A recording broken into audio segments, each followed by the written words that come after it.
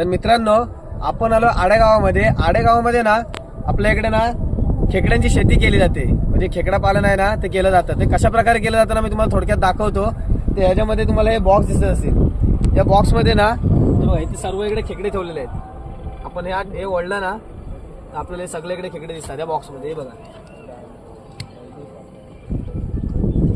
अशा प्रकारे खेकडे असतात.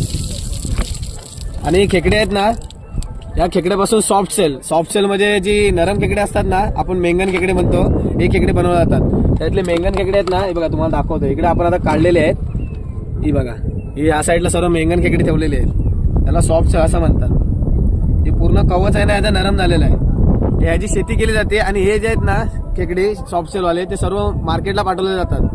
तर ही इन्फॉर्मेशन ना मी तुमच्यापर्यंत पोहोचवली मित्रांनो. ही इन्फॉर्मेशन तुम्हाला जर आवडली असेल तर आपल्या चॅनल लाईक शेअर आणि सबस्क्राईब करायला विसरू नका.